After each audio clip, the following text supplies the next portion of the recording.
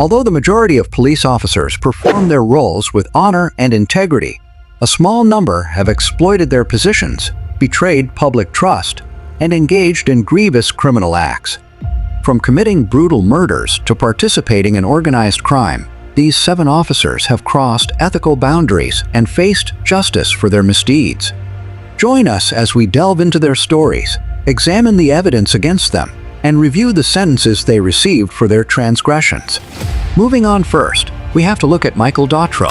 Michael Drro, a New Jersey police officer, made headlines in 2013 when he set fire to his own police captain's house.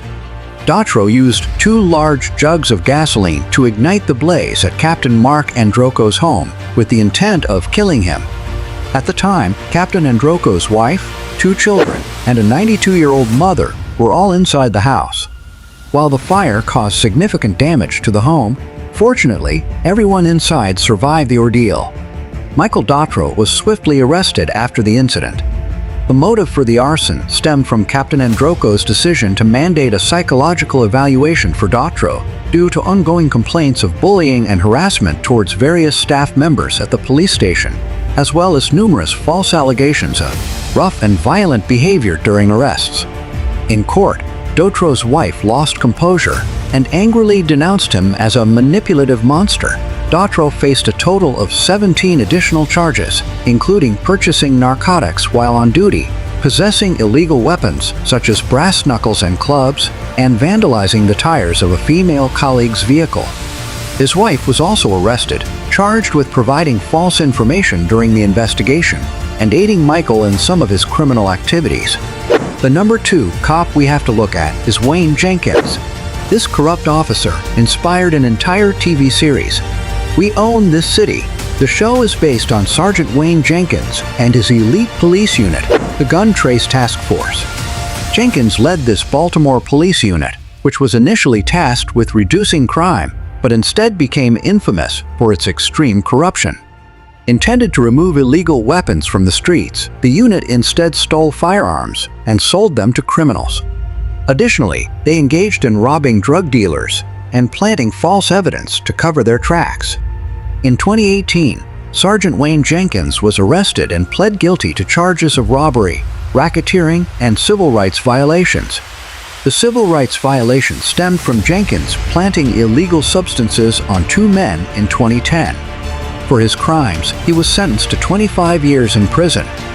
Jenkins attempted to secure a lighter sentence, but the judge denied his request, condemning him as a narcotics dealer with a police badge and criticizing him for poisoning the community he was meant to protect. In court, Jenkins broke down and apologized for his actions, acknowledging his extensive criminal conduct over 7 years. He also expressed regret to the family of Albert Davis, who lost his life in a car chase initiated by Jenkins, though Jenkins was not held accountable for starting the chase. The assistant U.S. attorney noted that Jenkins ran his police unit like a gang, often targeting other gangs, knowing they couldn't seek help from law enforcement. Next, let's look at number 3, Daniel Holtzclaw. This incredibly corrupt cop worked for the Oklahoma Police Department and committed his crimes in 2013 and 2014. He targeted poor areas, seeking out victims, particularly women with criminal records, believing they'd be less likely to report him. Eventually, one woman came forward, claiming Daniel assaulted her during a traffic stop. This led to a massive investigation that exposed Holtzclaw's abuse of power. Many other victims then came forward, revealing that Holtzclaw had assaulted them as well. He used his authority to intimidate and manipulate them, demanding intimate favors in exchange for not arresting them. During the trial, Daniel Holtzclaw claimed innocence, but the jury found him guilty on 18 counts. He cried as he was sentenced to 263 years in prison. It's safe to say Daniel Holtzclaw is one of the most corrupt cops of all time, but thankfully he is now behind bars and can't harm any more victims. Next, at number 4, we have to look at Joseph Metzkanovsky. Joseph Metzkanovsky was called Chicago's most corrupt cop of all time. He sold numerous narcotics and worked with various gang members. In 2001, he was finally arrested for selling narcotics and providing the names of undercover officers to gang members. He served 22 corrupt years as a cop, during which he betrayed his department by protecting gangs and even supplying police ammunition to gang members. In 2018, he was sentenced to life in prison. He requested a reduction in his sentence, but this was denied by a judge in 2021. The judge described Joseph as living a double life as both a cop and a gang member, calling him the most corrupt cop he had ever seen. Next, we have Kenneth Blue at number 5. Kenneth Blue was a cop in Michigan, and when his actions came to light, the community was shocked. Kenneth took the life of Jennifer Webb, a 32-year-old pregnant woman.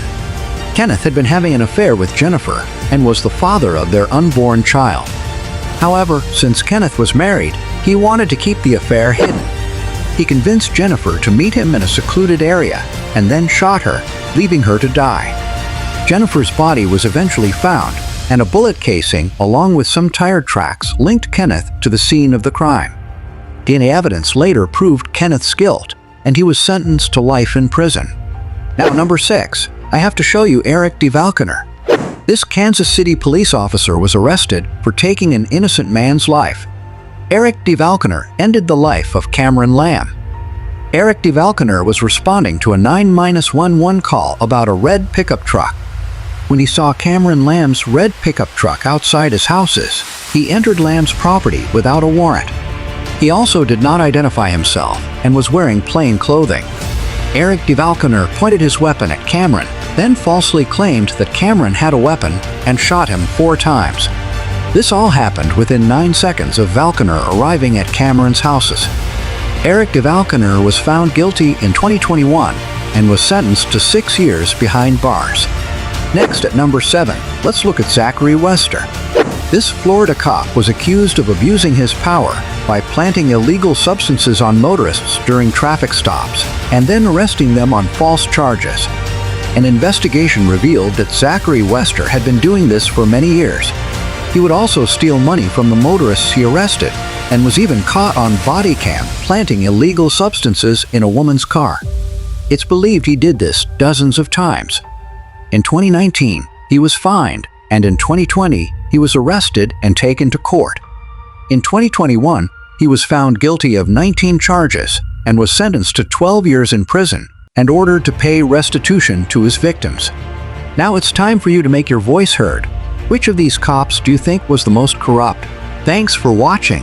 Leave a like if you enjoyed it, and if you haven't already, what are you waiting for? Subscribe now.